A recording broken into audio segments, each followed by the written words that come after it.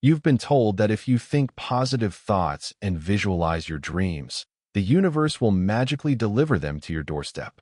The law of attraction promises that your thoughts literally create reality, that consciousness shapes the material world through some quantum mystical force. But here's what nobody wants to tell you. That's mostly nonsense. Yet there's a kernel of profound truth buried under all the pseudoscience and wishful thinking, and Carl Jung understood what that truth actually is. Your thoughts don't magically manifest reality through cosmic vibrations, but they do shape reality in ways that are simultaneously more mundane and more powerful than any New Age guru wants to admit. Today we're exploring what Jung actually said about how the psyche interacts with reality, why manifestation culture gets it completely wrong, and what's actually true about the relationship between consciousness and the world we experience. Let's start by dismantling the popular manifestation myth, because we need to clear away the garbage before we can get to what's real. The Secret and similar manifestation teachings claim that thoughts are magnetic energy that attracts corresponding experiences from the universe. Think about money, and money appears. Visualize your dream partner, and they manifest. This is presented as a law of physics, like gravity, except it's completely made up. There is no scientific evidence that thoughts emit vibrations that attract corresponding material reality. Quantum mechanics doesn't support it despite manifestation teachers constantly misusing quantum terminology. The universe doesn't care about your vision board. Reality is not a cosmic vending machine where you insert positive thoughts and receive corresponding outcomes. But here's where it gets interesting. While the mechanism is fake, something real is happening when people focus their thoughts and intentions, not what they think is happening. Carl Jung spent decades studying the relationship between the psyche and reality, and his conclusions are far more nuanced and practical than the manifestation mythology. Jung didn't believe thoughts magically created external reality. He felt something much more profound. The psyche and the world are not separate things, but interconnected aspects of a unified reality, and that by changing our internal psychological state, we inevitably change how we interact with and experience the external world. Jung's concept of synchronicity is often misunderstood and co-opted by manifestation culture. Synchronicity isn't about thoughts causing events. It's about meaningful coincidences that reveal the hidden connections between inner psychological states and outer circumstances. Jung observed that when people underwent significant psychological changes, their external circumstances often shifted in ways that seemed improbably correlated but couldn't be explained through normal causation. Someone working through father issues suddenly and unexpectedly reconnects with their estranged father. Someone integrating their shadow encounters people who mirror back their previously denied traits. These aren't caused by thoughts manifesting reality. They're the psyche and world operating as a unified system where changes in one domain correlate with changes in the other. Here's the part of the manifestation teaching that's actually true but gets explained completely wrong. When you change your psychological state, your behavior changes. When your behavior changes, the responses you get from the world change. When those responses change, your circumstances change. This isn't magic. It's psychology and sociology. If you genuinely shift from a scarcity mindset to an abundance mindset, you'll take different actions. You'll see different opportunities because you're primed to notice them. You'll take risks you previously avoided. You'll present yourself differently to others, who then respond differently to you. The outcomes you experience will shift not because thoughts are magnetic, but because you're literally doing different things and being perceived differently. Jung called this process individuation, the journey of becoming who you actually are rather than who you've been conditioned to be. As you individuate and integrate shadow material and align with yourself, your external life naturally reorganizes to reflect your internal transformation. But this isn't instant or magical. It's a gradual process of psychological change, manifesting as behavioral and circumstantial change. The manifestation gurus are selling you the conclusion without the actual work. They're saying you can skip the difficult psychological transformation and think your way to new circumstances. That's a lie. The thoughts alone do nothing. The transformation does everything. Let's discuss projection because this is where things get really interesting. Jung understood that we don't see the world as it is. We know the world as we are. Our psychological state acts as a lens that filters and interprets everything we experience. If you're carrying unconscious shame, you'll perceive judgment in even the most interactions. If you're harboring unconscious anger, you'll perceive hostility in ambiguous situations. Your internal state literally shapes your perception of external reality. When manifestation teachers say your thoughts create reality, they're accidentally touching on something true about projection. However, they confuse subjective perception with objective reality. Here's a concrete example of how this actually works. Two people lost their jobs on the same day. Person A sees it as catastrophic proof that they're a failure, and the universe is against them. Person B sees it as an opportunity to pivot toward work they actually care about.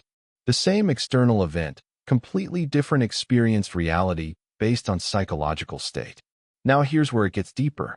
Person A, convinced they're a failure, will approach job hunting from a state of desperation and self-doubt. They'll settle for the first position offered, even if it's terrible. They'll present poorly in interviews because their energy screams, "I'm not good enough." Person B will take time to clarify what they actually want, will network from a place of confidence, and will present well because they believe they have value to offer. Person A recreates their previous misery. Person B creates something better. Did their thoughts manifest different realities? No. Their psychological states led to other behaviors, which led to different outcomes. This is what Jung meant by saying the psyche and world are connected. Your inner state doesn't cause outer circumstances through magic, but your inner state determines how you perceive, interpret, and respond to circumstances.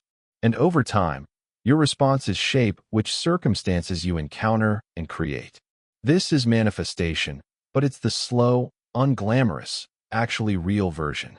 Not cosmic ordering, but psychological causation operating through normal human behavior and social interaction. The problem with this truth is that it requires actual inner work. You can't just visualize. You have to genuinely transform. And that's hard and slow and unsexy to sell.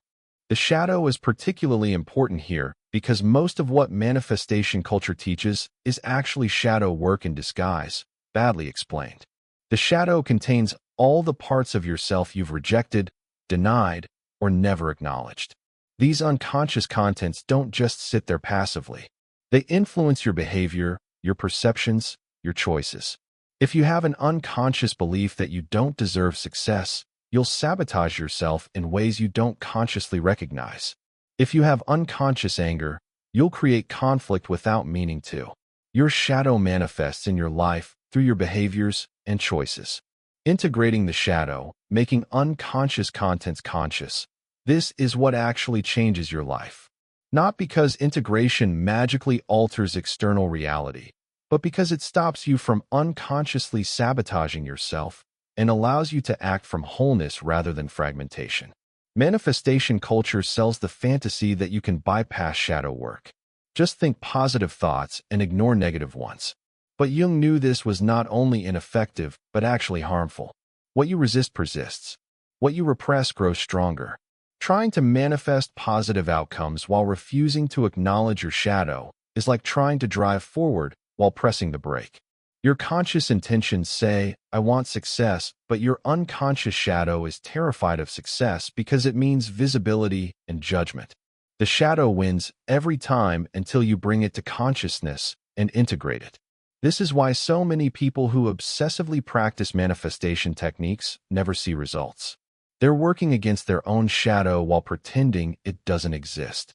Here's what Jung would say about effective manifestation, though he'd never used that word. First, become conscious of your actual psychological state, including and especially the parts you don't want to admit. What do you actually believe about yourself, about others, about how the world works? Not what you wish you believed, but what you actually believe at the level where beliefs drive behavior. Second, work to integrate shadow material so your conscious intentions and unconscious beliefs align.